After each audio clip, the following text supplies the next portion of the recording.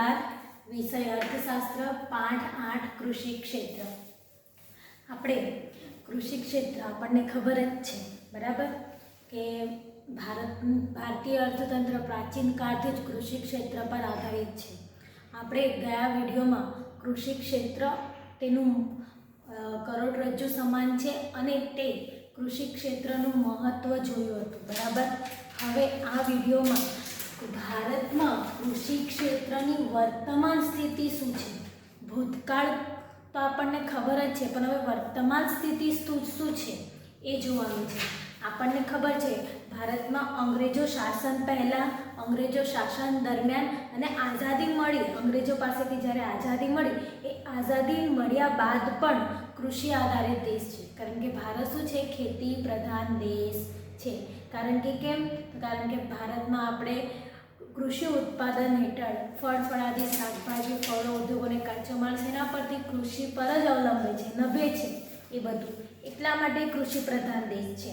ને દેશમાં આયોજન દરમિયાન શું થયું છે? ઔદ્યોગિકરણ થયું, ઔદ્યોગિકરણને વધુ મહત્ત્વ આપવામાં આવ્યું, તેના કારણે ભૂતકાળની કૃષિ ક્ષેત્રની સ્થિતિ કરતાં વર્તમાનની જે સ્થિતિ છે એમાં ફેરફાર જોવા મળે છે। આપણને ખબર છે 1951 પછી આયોજન થવા લાગ્યું બરાબર, તો 1956માં ઔદ્યોગિકરણ થયું, ઔદ્યોગિકરણને વધારે પડતું મહત્ત્વ આપવામાં આવ્યું અને આ મહત્ત્વ આપવાના કારણે કૃષિ ક્ષેત્રનું શું પ્રમાણ ઘટ્યું બરાબર, કારણ કે ભૂતકાળની જેવી સ્થિતિ હતી તેના કરતાં વિપરીત અસર શું હમણાં વર્તમાન સ્થિતિ પર થઈ છે। કેમ? તો ઔદ્યોગિકરણને કારણે ઉદ્યોગો અને સેવા ક્ષેત્ર, આપણને ખબર છે ભારતમાં 3 ક્ષેત્ર છે, પ્રાથમિક ક્ષેત્ર એટલે ખેતી ક્ષેત્ર, કૃષિ ક્ષેત્ર, બીજું આવે ઉદ્યોગ ક્ષેત્ર અને ત્રીજું આવે છે સેવા ક્ષેત્ર। હવે આયોજનકાળ દરમિયાન શું થયું? ઔદ્યોગિકરણને વધારે મહત્ત્વ આપવામાં આવ્યું અને તેના કારણે ભૂતકાળની સ્થિતિ કરતાં વર્તમાન કૃષિ ક્ષેત્રની વર્તમાન સ્થિતિમાં ઘણો ફેરફાર અને પરિવર્તનો જોવા મળે છે। દેશમાં આજે ભૂતકાળની તુલનામાં રોજગારી, કૃષિ ઉત્પાદન, નિકાસ કમાણી કે જે સ્તરે ખેતી ક્ષેત્ર અગ્રેસર રહ્યું હતું, ભૂતકાળમાં કેવું હતું? કૃષિ ઉત્પાદન વધારે હતું, બધાને રોજગારી પણ કૃષિ ક્ષેત્રમાં તે વધારે પડતી મળતી હતી, નિકાસ કમાણી પણ વધુ હતું ભૂતકાળમાં, એમાં શું હતું? અગ્રેસર હતું કૃષિ ક્ષેત્ર, પણ તેમાં હવે શું ફેરફાર જોવા મળે છે? તેનું હવે પ્રમાણ ઘટવા લાગ્યું છે, રોજગારીમાં પણ ઘટવા લાગ્યું છે રોજગાર, કારણ કે કેમ? ઉદ્યોગો અને સેવા ક્ષેત્રને વધારે પડતું મહત્ત્વ એ લોકોનું પ્રમાણ વધી ગયું છે, એટલે કૃષિ ક્ષેત્ર પર ઉત્પાદન, નિકાસ કમાણી અને રોજગારીનું પ્રમાણ શું ઘટવા લાગ્યું છે। દેશમાં ખેતી ક્ષેત્રે નોંધનીય બાબત એ રહી છે કે તે અર્થતંત્રમાં ખૂબ મોટા રોજગારીના ક્ષેત્રે ઉપયોગી રહ્યું છે, છતાં રોજગારી તો હજુ પણ એમાંથી મળે છે, છતાં પણ આપણને પ્રોબ્લેમ ક્યાં એવી છે? ખરાબ સ્થિતિ ક્યાં છે? રાષ્ટ્રીય આવકમાં, કે રાષ્ટ્રીય આવકમાં કૃષિ ક્ષેત્રનો ફાળો અન્ય ક્ષેત્રોની તુલનામાં કેવો છે? ઓછો નોંધાય છે। ઉદ્યોગ ક્ષેત્રમાં રાષ્ટ્રીય આવક વધુ છે, ઉદ્યોગ ક્ષેત્રમાં રાષ્ટ્રીય આવકનું પ્રમાણ વધુ છે, સેવા ક્ષેત્રમાં પણ રાષ્ટ્રીય આવકનું પ્રમાણ વધુ છે, પરંતુ કૃષિ ક્ષેત્ર, આ બંને ક્ષેત્રની તુલનામાં કૃષિ ક્ષેત્રનો ફાળો કેવો છે? ઓછો છે। શેમાં? રાષ્ટ્રીય આવકમાં। આ ફેરફારો ઉપરાંત અન્ય પણ ફેરફારો કેવા પ્રકારના અને કઈ દિશાના છે તે સમજવા માટે પહેલાં આપણે ભારતમાં કૃષિ ક્ષેત્રની વર્તમાન સ્થિતિ જોવી પડે બરાબર। હવે ભારતમાં કૃષિ ક્ષેત્રની વર્તમાન સ્થિતિ પર જતાં પહેલો પોઈન્ટ આપણો શું છે? રાષ્ટ્રીય આવકમાં ફાળો, એટલે વર્તમાન સ્થિતિમાં કૃષિ ક્ષેત્રનો રાષ્ટ્રીય આવકમાં ફાળો કેટલો છે એ આપણે આ કોષ્ટક પરથી જોઈ શકીએ છીએ। અહીં તમે જોયો, અહીંયા વર્ષ આપ્યું છે, અહીંયા રાષ્ટ્રીય આવકમાં ફાળો આપ્યો છે કે રાષ્ટ્રીય આવકમાં ફાળો, કૃષિ ક્ષેત્રનો રાષ્ટ્રીય આવકમાં ફાળો કેટલો છે? 1950 ને 51માં કેટલો હતો? 53.1% બરાબર। 1966 ને 61માં 48.7% ઘટી ગયું। કેમ? આયોજન બાદ શું થયું? ઔદ્યોગિકરણ થયું અને આ ઔદ્યોગિકરણને કારણે શું રાષ્ટ્રીય આવકના ફાળામાં કૃષિ ક્ષેત્રનું પ્રમાણ ફાળો ઘટવા લાગ્યો।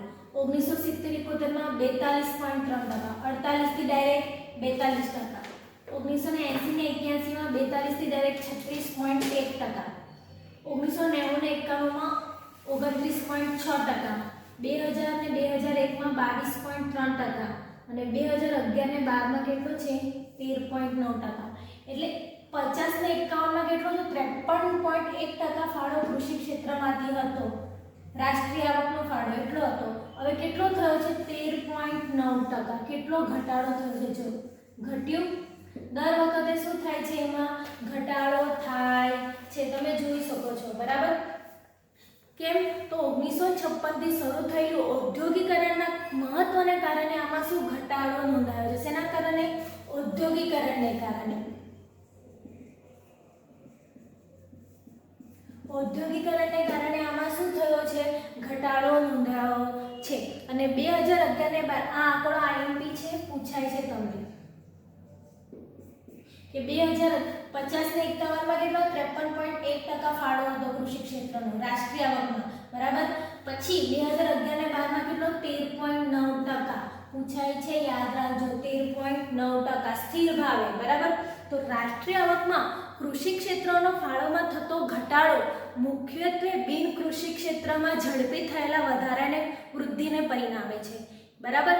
તો ભારતના કૃષિ ક્ષેત્રનો વિકાસ એ કેવો છે? એક જટિલ પ્રશ્ન થઈ રહ્યો છે, કારણ કે રાષ્ટ્રીય આવકમાં પહેલા 53.5% તો કૃષિ ક્ષેત્રનો ફાળો હતો, હવે તો કેટલો ઓછો થઈ ગયો છે 13.9%, બરાબર. કારણ કે બાકીનો હિસ્સો કોનો આવી ગયો છે? આ ઔદ્યોગિકરણને કારણે ઉદ્યોગ અને સેવા ક્ષેત્રનું પ્રમાણ વધ્યું છે, તેના કારણે કૃષિ ક્ષેત્રનો રાષ્ટ્રીય આવકમાં ફાળો કેટલો ઓછો થઈ ગયો છે. કેટલો થયો છે? હમણાં વર્તમાન સ્થિતિમાં સ્થિર ભાવોએ 13.9% જ ફાળો કૃષિ ક્ષેત્રમાંથી રાષ્ટ્રીય આવકમાં મળે છે. રાષ્ટ્રીય આવકનો ફાળો કેટલો છે? ફક્ત કૃષિ ક્ષેત્રમાંથી 13.9%. યાદ રાખજો, આપણી વર્તમાન સ્થિતિ છે, બરાબર. એટલે શું થયું છે? કૃષિ ક્ષેત્રનું મહત્વ ક્યાં ઘટ્યું છે? અહીંયા રાષ્ટ્રીય આવકમાં વધારે ઘટ્યું છે. આ રાષ્ટ્રીય આવકમાં ફાળો વધુ ઘટ્યો છે. હવે આપણે જોઈએ તો બીજો પોઈન્ટ શું છે? રોજગારી. આપણને ખબર છે ભારત એક ભારતમાં શું ગામડાઓમાં રહેતા લોકો વધારે છે. આપણે જોયો તો 68% જેટલી તો ગ્રામીણ વસ્તી છે અને 70% જેટલા તો કૃષિ પર આધારિત છે, બરાબર ને. એટલે ઘણા બધા લોકો કૃષિમાંથી રોજગારી મેળવે છે. એનું મહત્વ પણ છે કે રોજગારી આપે છે કૃષિ ક્ષેત્ર, બરાબર. પરંતુ ભારતનું કૃષિ ક્ષેત્ર સૌથી વધુ રોજગારી આપતું ક્ષેત્ર છે, સૌથી વધુ. કેમ? તો તેમાં શું છે? ભારતમાં આઝાદી સમયે ભારતમાં 72% લોકો કૃષિ અને કૃષિ સંલગ્ન પ્રવૃત્તિઓ. હવે કૃષિ સંલગ્ન પ્રવૃત્તિ એટલે કઈ આવે? પશુપાલન, મત્સ્યપાલન, જંગલ, મરઘા, બતકા ઉછેર વગેરેમાંથી શું રોજગારી મેળવતા હતા? શેમાંથી રોજગારી મેળવતા હતા? 72% લોકો કૃષિમાંથી અને કૃષિ સંલગ્ન પ્રવૃત્તિઓ, બરાબર, એમાંથી રોજગારી મેળવતા હતા. 72% લોકો એટલે કેટલા બધા થાય, બરાબર. પછી શું થયું? આઝાદી બાદ ભારતીય અર્થતંત્રમાં વિકાસ ઝડપી બનતા આઝાદી મળી, આર્થિક વિકાસ વધવા લાગ્યો તો તેમાં ખાસ કરીને ઉદ્યોગો અને સેવા ક્ષેત્રનો વિકાસ વધ્યો. આર્થિક વિકાસ થયો એટલે ઉદ્યોગો અને શું થયું? સેવા ક્ષેત્રનો વિકાસ વધ્યો. એ કૃષિ ક્ષેત્ર કરતાં ઝડપી બનતા કૃષિ ક્ષેત્ર પરનો રોજગારી માટેનો આધાર ઘટ્યો છે, બરાબર. વિદ્યાર્થી મિત્રો ધ્યાનથી સાંભળો. રોજગારીનું પ્રમાણ કેમ? રોજગારી માટેનો આધાર કેવી રીતે ઘટ્યો? તો આઝાદી બાદ ભારતીય અર્થતંત્રમાં વિકાસ ઝડપી બનતા ખાસ કરીને ઉદ્યોગો અને સેવા ક્ષેત્રનો વિકાસ એ કૃષિ ક્ષેત્ર કરતાં ઝડપી બન્યો, બરાબર. એ સેવા ક્ષેત્રનો વિકાસ શું? ઉદ્યોગ અને સેવા ક્ષેત્રનો વિકાસ શું? કૃષિ ક્ષેત્ર કરતાં ઝડપી બન્યો. કૃષિ ક્ષેત્ર પરનો રોજગારી માટેનો આધાર ઘટ્યો, એટલા માટે રોજગારી માટેનો આધાર ઘટ્યો. હવે જો 2001 અને 2 માં કૃષિ ક્ષેત્રમાં, બરાબર, વર્ષ 2001 અને 2 માં કૃષિ ક્ષેત્રે 58% લોકો રોજગારી મેળવતા હતા. યાદ રાખજો, આઈએમપી છે. તમને પૂછે 2001 અને 2 માં કૃષિ ક્ષેત્રમાં કેટલા ટકા લોકો રોજગારી મેળવતા હતા? 58%. ને જ્યારે હાલમાં 2014 માં કેટલા લોકોને રોજગારી પૂરી પાડે છે? 49%. આ પણ આઈએમપી છે. આ આંકડા જરૂરી છે, તમને 1 માર્ક્સ માટે પૂછાઈ શકે છે, બરાબર. મોસ્ટ ઓફલી 1 માર્ક્સનું પૂછાતું નથી પણ એમસીક્યુમાં આવી શકે છે, બરાબર. કહી શકાય નહીં, બોર્ડની એક્ઝામ છે એટલા માટે. 2001 અને 2 માં કૃષિ ક્ષેત્રનો ફાળો કેટલા લોકોને રોજગારી પૂરું પાડતું હતું? 58%. જ્યારે હાલની વર્તમાન સ્થિતિમાં કેટલું છે 49%. જો એવો ઘટાડો દેખાય છે 2001 અને 2 ની વસ્તી કેટલી હશે બરાબર ત્યાં અહીંયા કેટલી હશે 102 કરોડ હતી બરાબર 2011-12 પછી 121 કરોડ તો 49% લોકો એટલે એમાં પણ ડિફરન્ટ કેટલું જોવા મળે છે ઘટી ગયું છે શેના કારણે ઘટ્યું છે તો આર્થિક વિકાસ થયો છે અને આર્થિક વિકાસના કારણે ઉદ્યોગો અને સેવા ક્ષેત્રનો વિકાસ વધ્યો છે એટલે કૃષિ ક્ષેત્રે શું ફક્ત 49% લોકોને રોજગારી પૂરી પાડે છે બરાબર સમજ પડી રોજગારીની વર્તમાન સ્થિતિ શું છે કૃષિ ક્ષેત્ર માટે હવે ત્રીજો પોઈન્ટ છે આપણો નિકાસ આવક બરાબર નિકાસ આવક હવે નિકાસ આવક એટલે શું વિદેશી હુંડિયામણ પ્રાપ્ત કરવું બરાબર ને હવે વિદેશી હુંડિયામણ કેમ પ્રાપ્ત કરવામાં આવે છે વિદ્યાર્થી મિત્રો તમે જાણતા જ હશો બરાબર કેમ વિદેશી હુંડિયામણ જોઈએ આપણને હવે આપણે કઈ ભારત ખેતી પ્રધાન દેશ તો છે પરંતુ બધું જે ઉત્પાદન કરી શકતો નથી જે આપણને જરૂરી વસ્તુ છે એ બધી વસ્તુ અહીંયા ઉત્પાદન થતી નથી અમુક એવી વસ્તુઓ છે જે બહારના દેશમાંથી લાવવી પડે બરાબર તો એ બહારના દેશમાંથી લાવવાની હોય તો આપણી જે બીજાને જરૂર હોય તે આપણે એ લોકોને નિકાસ કરીએ છીએ અને પેલી એ નિકાસ માટે શું જોઈએ છે વિદેશી હુંડિયામણ જોઈએ છે એટલા માટે આપણે શું નિકાસ કમાની જરૂરી છે જો નિકાસ કમાની થાય તો જ વિદેશી હુંડિયામણ પ્રાપ્ત થાય અને આપણને જરૂરી વસ્તુ આપણે મંગાવી શકીએ બરાબર તો એટલા માટે જ ભારતનું અહીંયા ધ્યાન આપજો નિકાસ આવકમાં જુઓ ભારતનું કૃષિ ક્ષેત્ર એ વિભિન્ન જરૂરી ચીજ વસ્તુઓ કે જે જરૂરી ચીજ વસ્તુઓ છે કે જે દેશમાં ઉત્પાદિત થતી નથી આપણા દેશમાં ઉત્પાદિત થતી નથી અથવા શું થાય છે ઓછી ઉત્પાદિત થાય છે બરાબર વિભિન્ન હશે જે ચીજ વસ્તુઓ છે આપણા દેશમાં ઉત્પાદન નથી થતી અથવા ઉત્પાદિત થાય છે પણ કેવી ઓછી તો તેવી વસ્તુને આયાત કરવા માટેનું વિદેશી હુંડિયામણ મેળવી આપવા માટે અને તે વસ્તુ આપણે આયાત કરવી પડે છે અને આયાત માટે શું જોઈએ છે વિદેશી હુંડિયામણ જોઈએ છે તો એ મેળવી આપવા માટે જરૂરી નિકાસો દ્વારા દેશમાં પોતાનો ફાળો આપતો રહ્યો છે નિકાસ કૃષિ ક્ષેત્ર બરાબર કૃષિ ક્ષેત્ર શું આપણને જે આ જરૂરી વસ્તુઓ છે એ આયાત કરવા માટે વિદેશી હુંડિયામણ પ્રાપ્ત કરી આપે છે કેવી રીતે તો નિકાસ આવક દ્વારા બરાબર કૃષિ ક્ષેત્ર દ્વારા આમ કૃષિ ક્ષેત્ર દ્વારા દેશના આર્થિક વિકાસ માટે જરૂરી વિદેશી હુંડિયામણની જરૂરિયાત કૃષિ ક્ષેત્રની વસ્તુની નિકાસ દ્વારા મળી રહે છે જો ધ્યાન આપો મેં તમને કહ્યું તેમ આર્થિક વિકાસ માટે જે પણ જરૂરી વિદેશી હુંડિયામણ છે એ જરૂરિયાત આપણને શેમાંથી મળે છે કૃષિ ક્ષેત્રની વસ્તુઓની નિકાસ દ્વારા આપણને દાખલા તરીકે કઈ આપણને ખબર છે ભારત પ્રાચીન કાળથી જ નિકાસમાં ભારતના ચા મસાલા છે મરી મસાલા છે બરાબર અમુક એવી વસ્તુઓ છે ઘણી પ્રખ્યાત છે ને એની નિકાસો થાય છે બરાબર દાખલા તરીકે ચા છે મરી મસાલો છે ફળ છે વગેરેની નિકાસો દ્વારા કિંમતી વિદેશી હુંડિયામણ કૃષિ ક્ષેત્ર દેશ માટે મેળવી આપે છે બરાબર વિદેશી હુંડિયામણ શું કૃષિ ક્ષેત્ર નિકાસ દ્વારા જે ઉત્પાદન થાય છે બરાબર એના દ્વારા આપણને કમાઈને આપે છે એટલે નિકાસ કમાની આપણી થાય છે એ શેના આધારે કૃષિ ક્ષેત્રને આધારે હવે નિકાસ આવક કેટલા ટકા થાય છે તે જોવાની છે બરાબર આઝાદીના સમયે ભારતની કુલ નિકાસ આવક 70% આવક માત્ર કૃષિમાંથી મળતી હતી જોજો નિકાસ આવક કેટલી મળતી હતી 70% ક્યારે આઝાદીના સમયે 70% જેટલી આવક મળતી હતી નિકાસમાંથી ફક્ત કે એટલા ટકા શું નિકાસ કરતા હતા અને નિકાસની કમાણી ફક્ત કૃષિમાંથી 70% મળતી હતી બરાબર પરંતુ દેશનો વિકાસ પ્રક્રિયામાં ઉદ્યોગો અને સેવા ક્ષેત્ર અગ્રસ્થાને રહેવાથી કારણે કૃષિ ક્ષેત્રનો ફાળો નિકાસ આવકમાં ઘટ્યો છે બરાબર હવે શું થયું છે ઔદ્યોગિકરણ થયું ઉદ્યોગો થયા સેવા ક્ષેત્ર આવ્યું બરાબર તેના કારણે શું છે કૃષિ ક્ષેત્રનો નિકાસ આવકમાં શું ઘટાડો થયો છે અને 2013 અને 14 મુજબ દેશની કુલ નિકાસ આવકમાં કૃષિ ક્ષેત્રનો ફાળો 14.2% નોંધાયો છે બરાબર આઈએમપી છે કેટલી નિકાસ કમાણી થઈ છે હમણાં 2013 અને 14 માં તો ફક્ત 14.2%. પહેલા કેટલી થતી હતી આઝાદી સમયે 70% જેટલી નિકાસ કમાણી થતી હતી પરંતુ હવે ઉદ્યોગો અને સેવા ક્ષેત્રનો ફાળો વધ્યો છે તો કૃષિ ક્ષેત્ર માટે શું કૃષિ ક્ષેત્ર દ્વારા કેટલીક કૃષિ ક્ષેત્રનો ફાળો કેટલો છે નિકાસ આવકમાં ફક્ત 14.2%.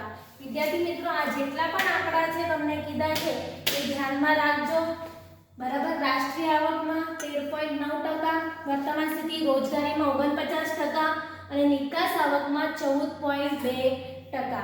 બરાબર. હવે આપણે આગળનો પોઈન્ટ જોઈએ.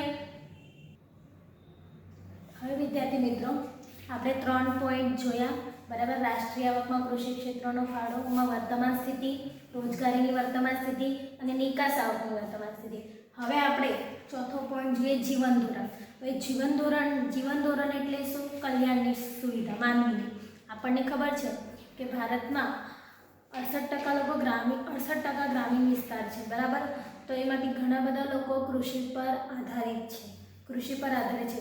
જો ઉત્પાદન વૃદ્ધિ વધારે થાય, સમજો ઉત્પાદન વૃદ્ધિમાં વધારો થાય તો લોકોની શું આવકમાં વધારો થશે, અને આવકમાં વધારો થશે તે લોકોને ઉત્પાદિત વસ્તુની માંગમાં વધારો થશે, એટલે એ લોકોની જીવન ધોરણમાં શું થશે? સુધારો થશે. જો જીવન ધોરણ સુધારો થવા માટે શું જરૂર છે? કૃષિ ઉત્પાદનમાં વધારો થવો જરૂરી છે. એટલે વિશ્વમાં લોકોના જીવનનો પ્રાથમિક આધાર કૃષિ ક્ષેત્ર પર રહેલો છે. જો મેં તમને કીધું તે પ્રમાણે પ્રાથમિક આધાર જ શેના પર છે? કૃષિ ક્ષેત્ર પર રહ્યો છે. ભારતમાં પણ કૃષિ ક્ષેત્રે લોકોના જીવન ધોરણમાં સુધારો સતત કર્યો છે. લોકોના જીવન ધોરણમાં સતત સુધારો કોણે કર્યો છે? કૃષિ ક્ષેત્રએ લોકોના જીવન ધોરણમાં સતત શું કર્યો છે? સુધારો કર્યો છે. કૃષિ ક્ષેત્ર મુખ્યત્વે 2 પ્રકારના પાક, અનુક્રમે અનાજ અને રોકડિયા પાકનું ઉત્પાદન કર્યું છે. બરાબર. શું? અનાજ અને રોકડિયા પાકનું ઉત્પાદન કરે છે. અનાજ એટલે જે આપણે ધાન્ય મેળવીએ છે તે, અને રોકડિયો પાક એટલે શું? આવક સર્જન કરવામાં જે પાકો થાય છે, જે નફાના હેતુથી પાક ઉગાડવામાં આવે છે તેને રોકડિયો પાક કહેવાય છે. તમને 1 માર્ક્સમાં પૂછાય છે. મેં ગયા વિડીયોમાં પણ તમને કીધું છે કે નફાના હેતુથી જે પાક ઉગાડવામાં આવે છે તેને રોકડિયા પાક તરીકે ઓળખવામાં આવે છે. અનાજના પાકમાં શું છે? ધાન્યનો સમાવેશ થાય છે. જે શું? અને તેમને ઉત્પાદિત કરીને ભારત સ્વનિર્ભર બને. અનાજ તો કરે છે ઉત્પાદન બરાબર. તો અનાજ શું છે? અનાજમાં ધાન્યનો સમાવેશ થાય છે અને એ ધાન્યનો ઉત્પાદન કરીને ભારત શું બન્યું છે? સ્વનિર્ભર બન્યું છે. પરંતુ તેમજ રોકડિયા પાકમાં કયા ઉદાહરણ છે? રૂ, શણ, મગફળી, શેરડી, તેલીબિયાં એ વગેરેનો એમાં સમાવેશ થાય છે બરાબર. આ બધાનો શું? એ વગેરેનો ઉપયોગ શેના માટે થાય છે? વગેરેનો ઉપયોગ કાચા માલ તરીકે ઉદ્યોગોમાં થાય છે બરાબર. તો કાચા માલ તરીકે ઉદ્યોગોમાં થાય છે અને તેનામાંથી શું? ઉત્પાદન વૃદ્ધિ જોવા મળે છે. તેથી શું થાય છે? ઉત્પાદનમાં વૃદ્ધિ થાય છે. કીધું તે પ્રમાણે અનાજ દ્વારા શું? ધાન્યનો સમાવેશ થાય છે અનાજમાં. તેના દ્વારા શું? ભારત સ્વનિર્ભર તો બન્યું, પરંતુ રોકડિયો પાક જે આવકના હેતુના સર્જનથી ઉગાડવામાં આવે છે તેમાં કયા પાકો હોય છે? રૂ, શણ, મગફળી, તેલીબિયાં, શેરડી વગેરેનો કાચા માલ તરીકે ઉપયોગ કરવામાં આવે છે અને કાચા માલ તરીકે ઉપયોગ કરીને ઉત્પાદન વૃદ્ધિ વધારવામાં આવે છે બરાબર. આ ઉપરાંત વર્તમાન ખેડૂતો શાકભાજી, ફળફળાદી, ફૂલો વગેરેની પણ ખેતી કરતા થયા છે. જેથી કહી શકાય છે કે ભારતનું કૃષિ ક્ષેત્ર લોકોની કૃષિજન્ય જરૂરિયાતો પૂર્ણ કરતું રહ્યું છે બરાબર. ધાન્યનો સમાવેશ થાય છે, રોકડિયા પાકો થાય છે, ફળફળાદી, ફૂલો વગેરેનો પણ ઉત્પાદન થાય છે. તેથી લોકોની જરૂરિયાતો પૂર્ણ કરે છે કૃષિ ક્ષેત્ર. ભારતમાં આ પોઈન્ટ મોસ્ટ આવ્યો છે જીવન ધોરણમાં જોવા માટે કે વર્તમાન સ્થિતિમાં શું? આ જીવન ધોરણ કઈક વર્તમાન સ્થિતિ સારી છે લોકોના જીવન ધોરણની. શેના આધારે? ભારતમાં અનાજની માથાદીઠ ઉપલબ્ધતા જે 1951માં દૈનિક 395 ગ્રામ હતી. અનાજની માથાદીઠ કીધું છે. દૈનિક કેટલી હતી? 1951માં 395 ગ્રામ હતી. તે ભારતની વસ્તીમાં થયેલ ખૂબ ઝડપી વધારો છતાં વધીને વર્ષ 2013માં દૈનિક 511 ગ્રામ થઈ ગયો. ભારતની વસ્તીમાં કોઈ દિવસ ઘટાડો થયો નથી, આપણને ખબર છે, વધતી જ ગઈ છે.